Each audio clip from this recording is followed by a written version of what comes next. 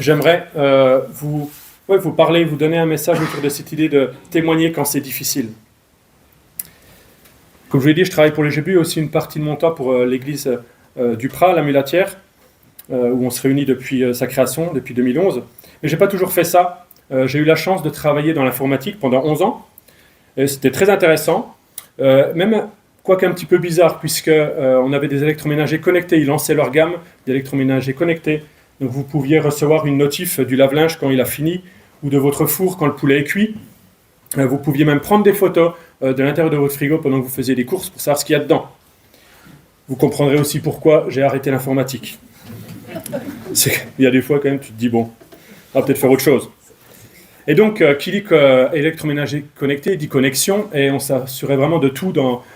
J'étais une grosse entreprise qui s'occupait de A à Z, de la connexion jusqu'au moment où l'interaction avec vos téléphones, vos tablettes, votre ordinateur. Et donc, qui dit connexion, dit problème de connexion, malheureusement. Et comme moi, je m'occupais, en tout cas vers la fin, de la supervision, c'est-à-dire de voir quand c'est que ça marche et quand c'est que ça ne marche pas. Eh bien, c'est moi qui ai été réveillé une nuit, une des nuits où j'ai été réveillé, mais en tout cas celle-là, je me rappelle bien, parce que aucun électroménager ne se connectait aux tablettes ou au téléphone. Vous me direz que de nuit, c'est pas super grave. Moi, j'étais assez d'accord, mais le client l'était beaucoup moins, apparemment. Et donc, le lendemain matin, je me rappelle très bien, je suis arrivé au travail, avec les yeux un peu cernés quand même, et tout le monde était au courant, en tout cas mon chef, et puis le chef de mon chef était bien au courant, et ils sont venus me voir, et donc j'ai dû leur faire un rapport sur ce qui s'était passé, et puis je leur ai dit, en fait on est complètement en tort, quoi. C'est nous qui avons fait pour X raisons, ça s'est loupé, ça n'a pas marché, et j'aurais proposé en finale qu'on dise plutôt la vérité, qu'on montre qu'on avait réagi vite, qu'on montre qu'on avait détecté le problème, et qu'on l'avait résolu, et qu'on allait mettre des choses en place pour qu'à l'avenir ça se résolve, que on ne retombe pas dans les mêmes travers. Au départ, ils n'étaient pas du tout d'accord, vous en doutez bien, mais j'ai fini par les convaincre. Et ça s'est quand même bien passé. Et au final, mes deux chefs ont été, entre guillemets, confus, puisqu'on n'a eu aucune pénalité financière.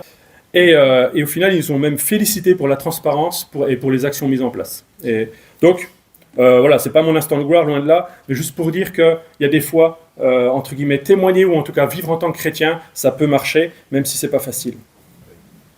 Peut-être que vous, ça vous est arrivé de désirer suivre Dieu dans votre vie quotidienne, et puis c'est pas si simple que ça. Le cadre dans lequel vous vous trouvez vous pousse plutôt à l'inverse. Peut-être même que vous avez essayé de témoigner en parole, et que vous avez subi de l'opposition, des moqueries peut-être, et peut-être même plus. Et donc je vous propose d'écouter ce que la Bible dit, avec les mots de quelqu'un qui n'a pas toujours dit ce qu'on va lire. Je ne sais pas si vous êtes adepte de la participation du public, mais si je vous demande, vous, quel est votre personnage préféré de la Bible, moi, c'est hormis Jésus, bien sûr, c'est aussi Pierre, le disciple de Jésus. C'est peut-être pas mon préféré, mais en tout cas, je l'aime bien, parce que c'est quelqu'un d'entier, qui ne fait pas les choses à moitié. Et je vois ma femme qui déjà fait des sourires. Il n'aime pas à moitié, ça c'est bien. Dans les évangiles et puis dans les actes, on découvre aussi qu'il est assez impulsif, il est même impétueux, il ne réfléchit pas toujours assez, et puis il s'emporte. Et puis même aussi, autre chose, j'en parlerai pas trop, mais il a besoin qu'on lui dise plusieurs fois les choses pour qu'il les comprenne. Ça, c'est vraiment moi. Voilà. En fait, avant de vous lire le texte du jour, je voulais un extrait de sa réaction lors de l'arrestation de Jésus. Vous le voyez projeté. Alors Simon-Pierre, qui avait une épée, la tira, frappa le serviteur du grand prêtre et lui coupa l'oreille droite. Schlac. Face à l'opposition, vous voyez, Pierre, il ne réfléchit pas deux fois. Son maître en danger répond à la violence par la violence. Et bam, je te coupe une oreille. Et vous le savez peut-être, ou en tout cas je vous le dis, c'était pas du tout la volonté de Jésus de faire ça. Jésus, il savait qu'il devait aller à la croix, il savait qu'il devait être arrêté, jugé injustement, crucifié, et qu'il allait se battre contre la mort, contre Satan et contre le péché. Et que si ça marchait, Dieu allait le ressusciter. C'est ce qui est arrivé, gloire à lui. Et donc aujourd'hui, je ne vous propose pas de lire le récit de Pierre dans les évangiles, même pas ailleurs, même pas dans les actes. Je vous propose de lire un récit de Pierre, bien sûr, les paroles de Pierre, mais 30 ans après. Ouais, vous inquiétez pas, vous avez des Bibles, ça c'était juste pour faire style. On va lire les 10 premiers versets, non pas les 10 premiers, on va lire 10 versets de la première lettre que Pierre a écrite. Et je vous propose de garder à l'esprit la réaction de Pierre lors de son arrestation pendant que je vous lis le texte. Et regardez un petit peu s'il y a une petite différence. Donc 1 Pierre, chapitre 3, verset 8. Enfin, ayez tous les mêmes pensées et les mêmes sentiments. Soyez pleins d'amour fraternel, de compassion, de bienveillance. Ne rendez pas le mal pour le mal, ni l'insulte pour l'insulte, bénissez au contraire. Vous le savez, c'est à cela que vous avez été appelés afin d'hériter de la bénédiction. Si quelqu'un en effet veut aimer la vie et voir des jours heureux, qu'il préserve sa langue du mal et ses lèvres des paroles trompeuses, qu'il se détourne du mal et fasse le bien, qu'il recherche la paix et la poursuive. Car les yeux du Seigneur sont sur les justes et ses oreilles sont attentives à leurs prières. Mais il se tourne contre ceux qui font le mal. Qui vous fera du mal si vous avez pour modèle ce qui est bien? D'ailleurs, même si vous deviez souffrir pour la justice, vous seriez heureux. N'ayez d'eux aucune crainte et ne soyez pas troublés, mais respectez dans votre cœur la sainteté de Dieu le Seigneur. Soyez toujours prêts à défendre l'espérance qui est en vous devant tous ceux qui vous en demandent raison. Mais faites-le avec douceur et respect, en gardant une bonne conscience, afin que là même où ils vous calomnient, comme si vous faisiez le mal, ceux qui critiquent votre bonne conduite en Christ soient couverts de honte. En effet, il vaut mieux souffrir, si telle est la volonté de Dieu, en faisant le bien qu'en faisant le mal. Jusque-là, la parole de Dieu. On a lu un extrait du début de la lettre de Pierre pendant notre culte. Et juste pour vous le situer, parce que c'est un petit peu important pour notre contexte, pour notre moment. Et donc le contexte, Pierre, il écrit environ, on pense, en 62-65 après Jésus-Christ, à des chrétiens qui sont dans l'actuelle Turquie. Historiquement, on n'est pas au courant qu'il y ait une persécution officielle. Mais par contre, ils subissent l'opposition de la population, parce que leur attitude détonne par rapport à tout le reste, leur conviction aussi. Aussi, Pierre, il leur écrit cette lettre pour les encourager à traverser la souffrance avec Dieu et puis à persévérer. Et je ne sais pas si du coup vous avez remarqué le changement total entre le Pierre qui a été capable de couper l'oreille d'un homme. Déjà, il était déjà doué comme avec une épée parce qu'il y a quand même moyen de tout emporter la tête, mais lui, il a eu que l'oreille. N'empêche que ce Pierre assez impulsif, et ce même Pierre qui est capable d'écrire, on l'a lu, ne rendez pas le mal pour le mal, ou alors soyez toujours prêts à défendre l'espérance qui est en vous, faites-le avec douceur et respect. Douceur et respect, il est mignon. Et en plus j'ose le mot, que ça nous frappe, c'est le cas de le dire, cette attitude, ce changement d'attitude séparé par 30 ans, mais on comprend bien que tout comme lui, quand on nous attaque, quand on nous blesse, on peut avoir le réflexe d'attaquer, de blesser en retour. Et du coup, qu'est-ce qui s'est passé pour que Pierre il change du tout au tout? Qu'est-ce qu'il a compris et qu'est-ce qu'il désire nous transmettre de la part de Dieu? Dans cet extrait de sa lettre, je vous propose de discerner 3 parties pour y voir que Pierre va nous encourager à toujours continuer à être des témoins en actes dans les versets 8 à 12, et puis en parole dans la fin du verset 15 jusqu'au verset 17, malgré les difficultés, malgré la souffrance. Mais comment persévérer dans le témoignage? Eh bien, c'est ce qui nous sera révélé dans l'articulation de ces 2 parties, les versets 13 et jusqu'au début du 15. Et la réponse c'est en s'accrochant à Dieu. Alors une épître, c'est une lettre. Chapitre de Pierre, chapitre 3. Verset 8. Okay. Voilà. Soyez de même soumis à vous. Non, ça c'est le verset 7. Ça. Et donc, qu'est-ce que je disais moi? C'est bon? Je sais plus où j'en étais du coup. Ah oui, si je disais qu'une épître c'est une lettre. Merci pour cette. Voilà, ça met de l'ambiance. Une épître c'est une lettre, donc c'est une vraie lettre. C'est vraiment un courrier que Pierre a envoyé aux églises qui sont en Turquie, l'actuelle Turquie. Et donc pour comprendre une lettre, là je vous apprends rien, mais c'est même pas qu'une lettre biblique, mais une lettre en général. Quand vous voulez comprendre une partie de la lettre, c'est bien de lire ce qu'il y a avant. Donc je vais pas vous lire ce qu'il y a avant, mais je peux juste quand même vous dire que à partir du verset 11 du chapitre 2, si vous avez une Bible avec des petits titres, vous le verrez, au verset 7 du chapitre 3, Pierre, il encourage globalement les croyants et des témoins dans leur vie sociale. Il leur parle de leur relation avec les autorités, il leur parle de leur travail et puis donc de leur famille. Et il me semble qu'aujourd'hui, il continue dans le texte qu'on a lu, en les exhortant à faire le bien, quelle que soit la réaction face à eux. Et ça, c'est dans tous les domaines, dans tous les aspects de leur vie, où qu'ils soient. Il leur dit plutôt que de rendre coup pour coup, plutôt que de se venger, eh bien, il leur demande de bénir, car, dit-il, ils sont appelés à ça en tant que disciples de Jésus. Des disciples qui cherchent à imiter leur maître. Et ce n'est pas la première fois qu'il le dit. Il suffit que vous portiez votre regard sur le chapitre 2, les versets 21 et 23. Pierre, il avait déjà rappelé cette vérité, je vous la lis. Il dit, c'est à cela que vous avez été appelés, parce que Christ aussi a souffert pour nous, vous laissant un exemple, afin que vous suiviez ses traces.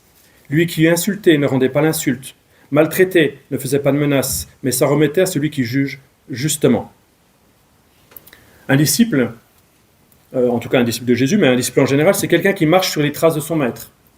C'est pourquoi un disciple ne peut pas s'identifier qu'à une partie des actes de son maître, et au contraire, il doit chercher à lui ressembler en tout point.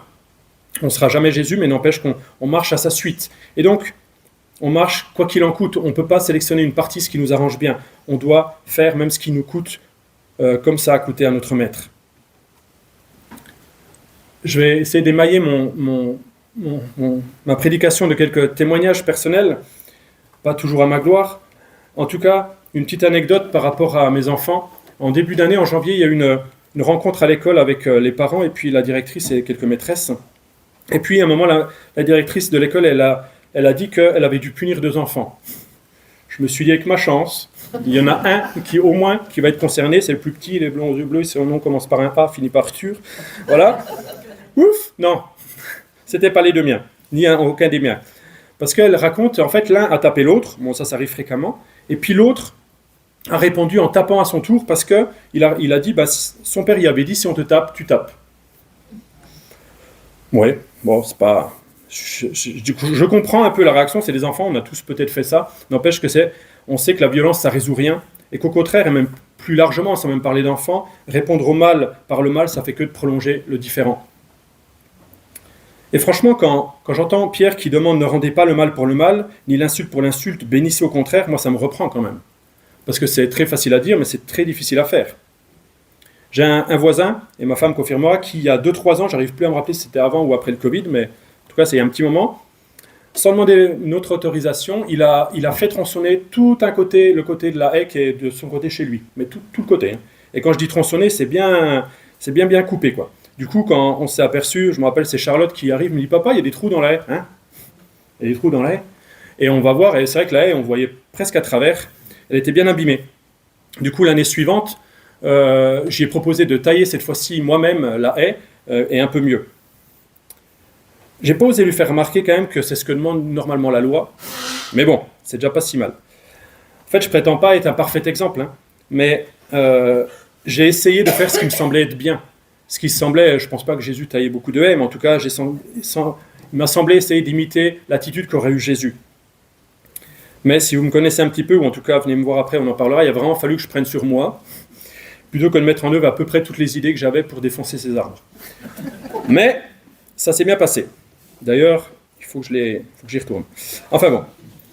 Mais je pense quand même que je me présentais, là je donnais un exemple, mais je ne suis pas le seul, heureusement, à réagir comme ça. Sur Terre, beaucoup de gens, et on le voit dans notre société française à minima, beaucoup de gens ne se vengent pas, ou en tout cas ne font pas le mal pour le mal, à chaque fois qu'on leur fait du mal, sinon ça serait vite compliqué quand même, dès qu'il y aura un différend entre 2 personnes. Et pour continuer l'étude de notre passage, il me semble que Pierre il va dans ce sens, dans les versets 10-11. Les versets 10-11, il dit un petit peu, en gros, si on veut avoir une vie paisible, une vie heureuse, il ne faut pas mentir, il ne faut pas médire, il faut faire le bien en général, et même rechercher la paix. Je pense que tout le monde est d'accord ici, et ça semble assez logique, et ça ressemble même un peu à des conseils de développement personnel d'un life coach. Je ne sais pas s'il y en a qui suivent des life coachs, mais à mon avis, c'est pas ou des influenceurs ou influenceuses, mais voilà, c'est gentil, quoi. Et il me semble que ce n'est pas le cas de Pierre. Pierre, il n'est pas un life coach, parce que le verset 12, il fait toute la différence. Le verset 12, je vous le relis, il dit « Les yeux du Seigneur sont sur les justes et ses oreilles sont attentives à leurs prières, mais il se tourne contre ceux qui font le mal. » Pierre, il ne donne pas des conseils pratiques pour qu'on ait une belle vie ou qu'on se sente bien dans notre peau. Non, Pierre, il cite David, c'est un psaume qui nous le lit là, c'est le psaume 34, où David nous assure que Dieu est là sur terre et qu'il voit ce que chaque homme fait. Et en fait, on comprend par là que Dieu, il aime voir ses enfants faire le bien envers et contre tout. Et même ça précise plus que ça, c'est que Dieu entend les prières de ceux qui lui appartiennent, notamment quand ils souffrent. Et ça, c'est cool. Il me semble que derrière cette idée d'avoir les yeux sûrs ou d'entendre, il y a l'assurance que Dieu prend soin de ses enfants, qu'il a avec eux, notamment quand ils cherchent à faire le bien. Et puis de même, il y a aussi la fin du verset 12 qui nous dit que Dieu, il est au fait, il est totalement au courant des paroles et même des pensées des méchants et qui s'opposent à eux. Ah, mon voisin. Voilà.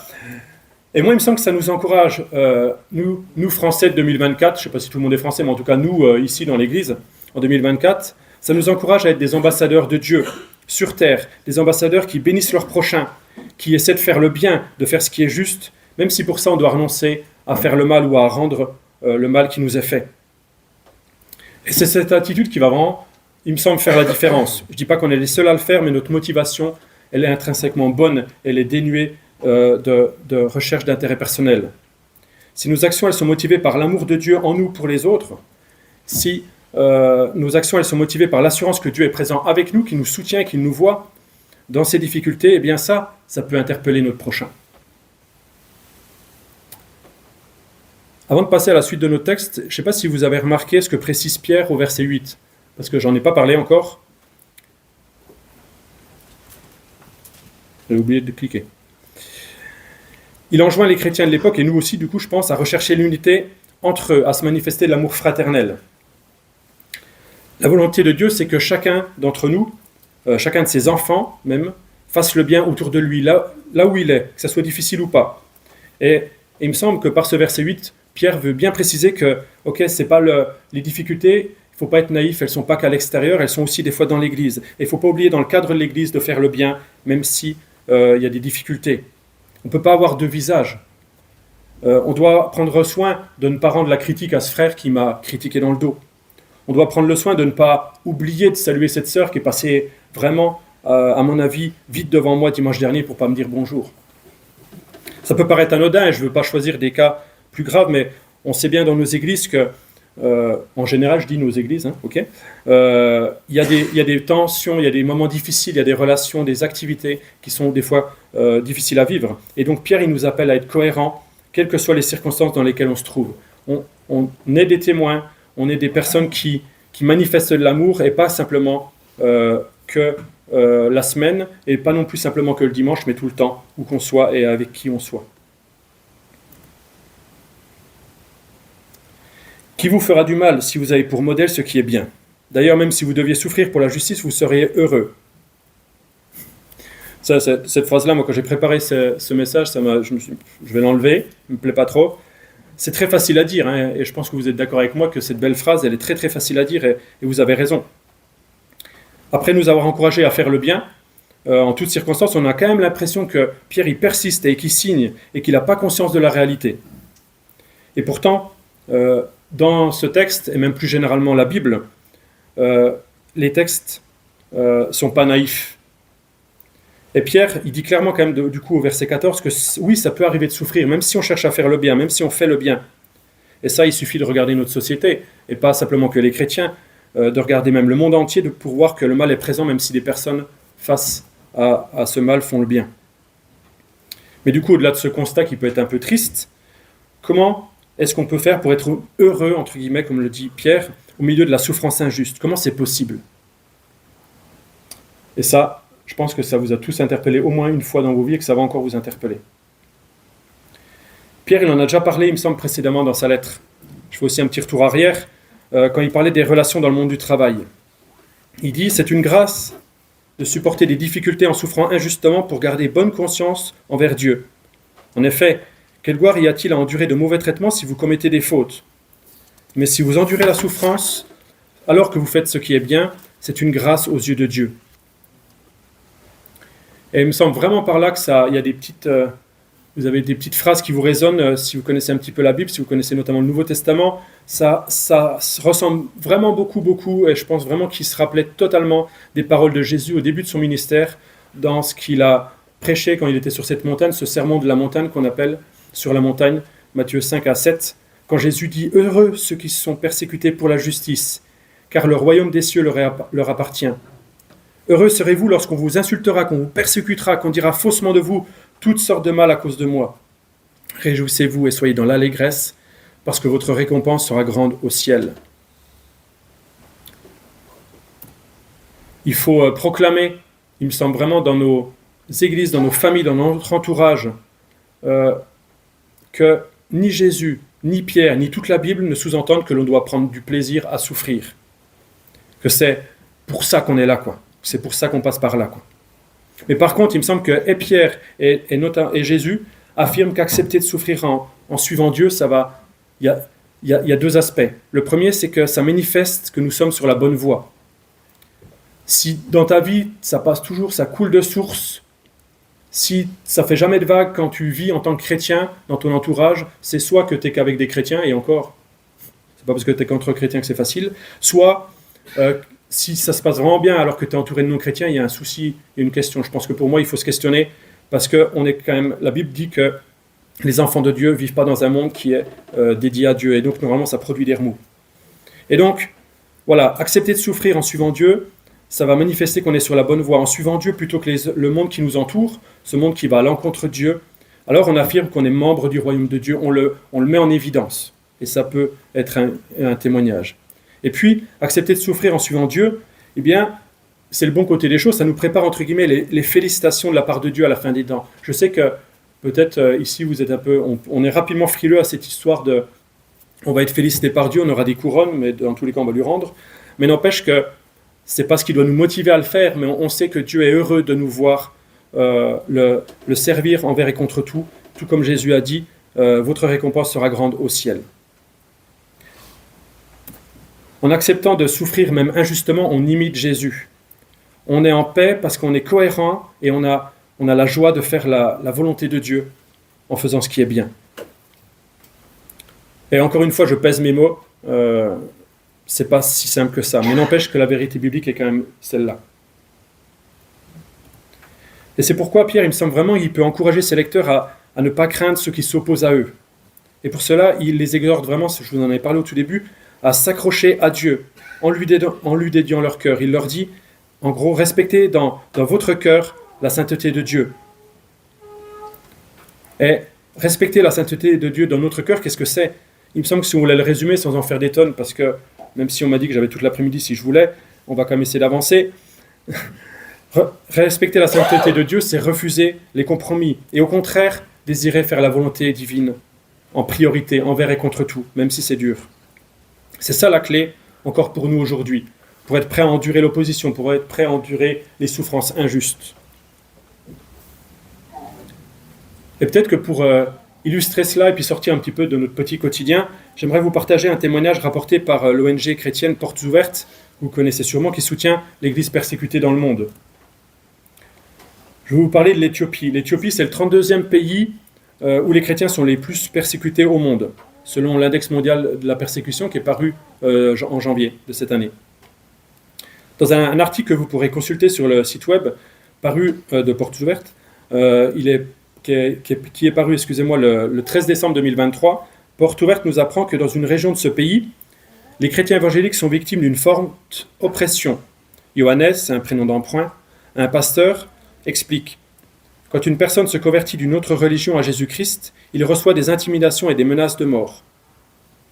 Pour preuve, poursuit l'article, un violent incident est survenu récemment. Nous sommes sortis pour évangéliser, raconte Johannes.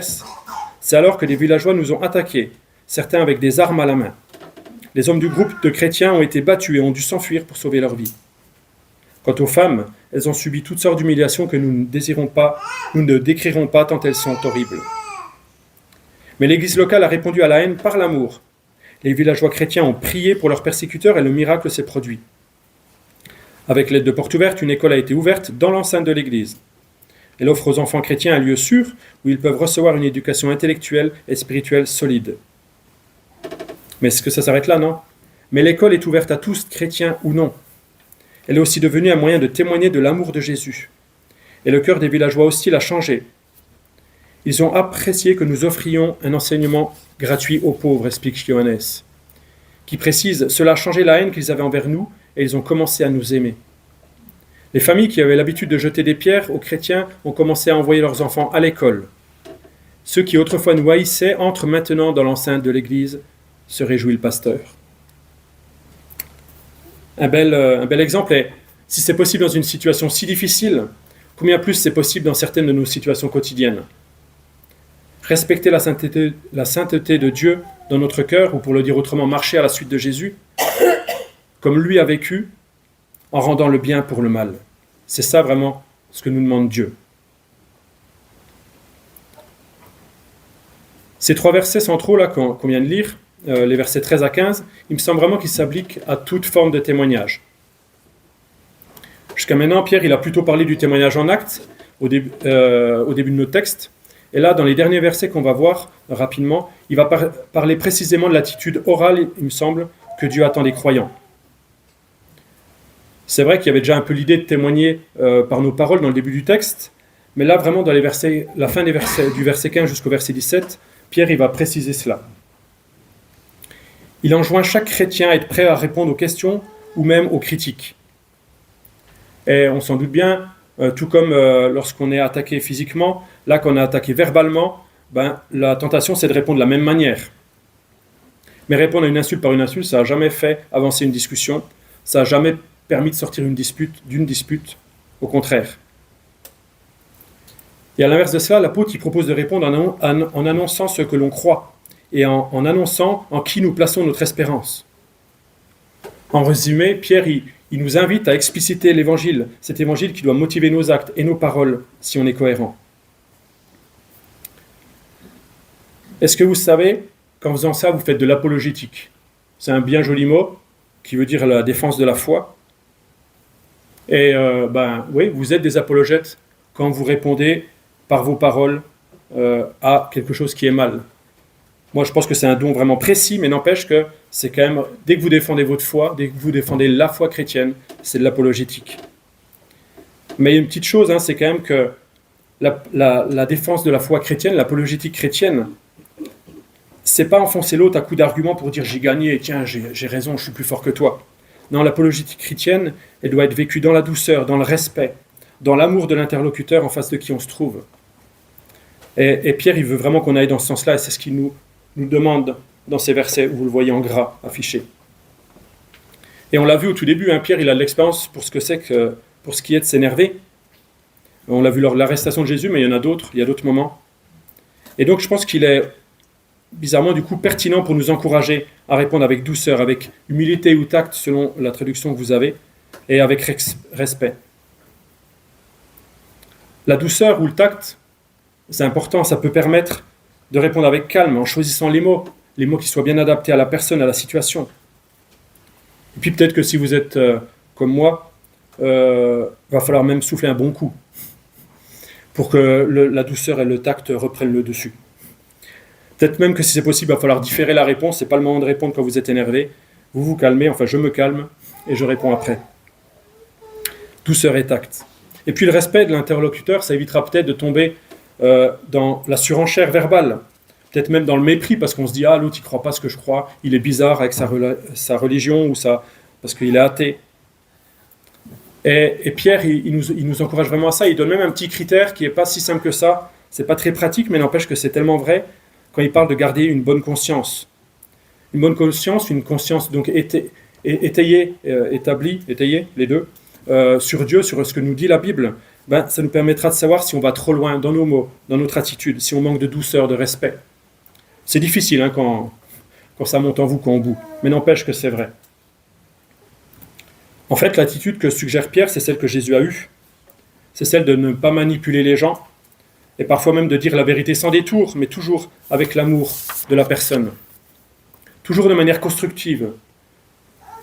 Et surtout, et ça c'est pas tant le texte qui le dit, mais du vécu, et peut-être que vous le savez aussi, c'est toujours laisser une porte de sortie à la personne, pour que si elle veuille changer d'avis, elle puisse le faire. C'est une attitude apaisante que nous demande Pierre, qui cherche à aider l'autre et non pas à l'enfoncer et à lui rendre coup pour coup, que ce soit verbalement ou même physiquement. Et donc, ça peut sembler vraiment compliqué, ça peut sembler être des beaux principes, mais rappelez-vous de ces versets 21-23 du chapitre 2 que j'ai déjà cité au début. Dieu, il attend de ses enfants qu'ils imitent Jésus, lui qui n'a pas répondu à la violence, mais qui au contraire n'a pas cessé d'aimer. Il n'a pas cessé de bénir ses opposants. Notre attitude, elle doit découler de notre foi, être visible. Et ça peut vraiment faire la différence auprès des personnes qui nous font face. Pierre y termine en disant « Afin que là même, où il vous calomnie, comme si vous faisiez le mal, ceux qui critiquent votre bonne conduite en Christ soient couverts de honte. » Nous sommes vraiment que répondre calmement à quelqu'un qui nous agresse verbalement, ou peut-être même d'une autre façon, répondre à ce qui sous-tend les questions de cette personne qui essaie de discuter mais d'une manière non constructive, eh bien, ça sera des occasions fortes de témoignage. Ça peut surprendre les personnes et les faire s'interroger sur ce qui nous anime, sur comment ça se fait que ce chrétien, ce gars bizarre, cette fille bizarre, répond comme ça. Pour terminer, je voudrais vraiment rappeler que ce texte, il ne s'adresse pas à quelques responsables d'église ou à des missionnaires à l'époque. Non, Pierre, il a écrit à tous les chrétiens de la région.